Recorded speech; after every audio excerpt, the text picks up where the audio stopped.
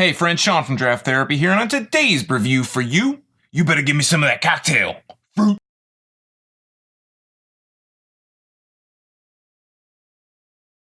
Raspberry Blood Orange Fruitsicle is a 4.5% American Wild Ale from Oddside Ales in Grand Haven, Michigan. Today on the channel I have one from Oddside's new Fruitsicle line. Different flavors have been releasing sporadically from the tap room, and they're slowly trickling throughout Michigan. If you're lucky enough to live near Grand Haven and you're an Oddside fan, then you probably already know that they've been experimenting with these really wild fruit combinations like peach, strawberry, guava, pineapple, tangerine, strawberry, and black and blueberry, along with raspberry blood orange that I have here today. I had initially heard that they were going to try and gauge the reaction from social media before they really started to ramp up production on these different kinds of fruitsicles. And from what I've been seen and heard, it doesn't look like they have too much to worry about. I haven't heard a bad word about these yet. And these things have been harder to track down than Tart Strawberry M43. I think that Oddside is also trying to figure out the shelf life and distribution. From my understanding, these beers are so fruit heavy they need to be refrigerated at all times to make sure they don't go bad before they can be drank. So with that being said, let's take a look at the can, the label art, and then we'll take a look at the beer. So on the front, it's a really simple design from Oddside. Very reminiscent of their Dank Juice line, very reminiscent of the Hipster Brunch, very reminiscent of the souffle, the sweet potato souffle. It basically just has these two kind of popsicles crossed on the front. It says Raspberry Blood Orange Fruitsicle from Oddside. Doesn't say Oddside Ales, just literally says Oddside and has the logo, the three little hot buds.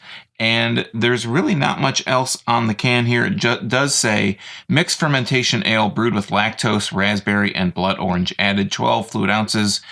Alcohol 4.5% by volume, and a Michigan 10-cent deposit, which I already mentioned all that stuff except for the Michigan 10-cent deposit. So I'm going to use my Oddside Ales glass today, and we're going to go ahead and jump right in. So let's crack this. Give it a smell here right out of the can. Smells very, kind of has that sour scent to it. I'm smelling some orange in there. Maybe a little bit of raspberry, actually a lot of raspberry and some orange kind of on the tail end. And let's pour this. Well, that's a lot pinker than I was expecting, but a nice color. Nice amount of head there. Good fermentation, maybe about a finger's worth of head. Dissipates relatively quickly, but it is really compact and dense, some kind of larger bubbles. And the color itself is very opaque, a little bit more of kind of a pink grapefruit juice kind of color to it, but a little bit darker than that. Holding it up to the light, it's a little bit darker than pink grapefruit juice. And let's give it a better scent here out of the glass. Yeah, picking up big time raspberry. Really slight orange, not much though. It has like that bit of a sour beer kind of scent to it, a little bit of a kettle sour, kind of lactose sour scent to it. It smells really good. I'm really looking forward to trying it out, so cheers.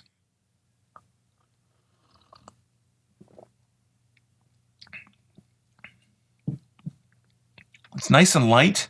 The mouthfeel is really nice and light, almost borderline thin, but not thin like watery. But thin, really light.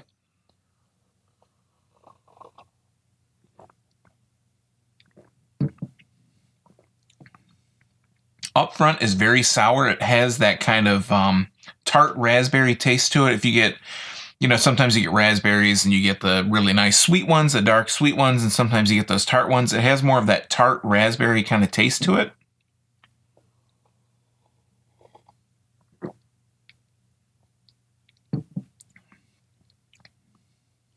Yeah, tart raspberry right up front. And then that kind of subsides into a really nice, light, orangey, blood orangey kind of taste. This is pretty true to its description. It is raspberry blood orange. It has a bit of that kind of sour ale to it, but it's not overly sour. You just kind of get that sour punch right up in the front, and then it subsides really nicely, but it's kind of really thin on the back end. It has kind of a really light back end to it, like a really light aftertaste.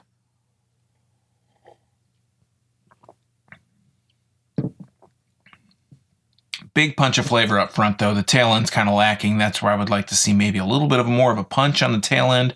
But I had the strawberry and the black and blueberry. I had those non-review. I had those for a non-review. And I noticed those were kind of light, too. All these Fruitsicles, at least this is the third so far that I've had, they all seem like they're really strong punches of flavor up front, and they all kind of fade really quickly, which is not a bad thing. And that's kind of typical of what I've picked up from most kettle sours. I think the only exception being some of the Holmes kettle sours have been really nice and tasty throughout. This just kind of dies off at the end, but it's still good. This was a 4-pack. It said the 4-pack on the little plastic holder, basically that this was, I believe, canned on 4/17/2018. I picked it up on my birthday, which is May 2nd, and it's currently the 13th when I'm recording this, May 13th. So I've only had it for a couple weeks. And so I don't think it would have lost that much flavor. It was $9.99. So that's really a good price for a 4-pack. They're 12-ounce cans. It would have been nice to be $9.99 for 16-ounce cans, but I can totally understand and see where they're coming from for $9.99 for 12-ounce cans. I think like Tangy Dank Juice from Oddside was probably $13 for a 12-ounce 4-pack. So it's a good price, and I just kind of want to throw that out there, let you know what you're looking at price-wise.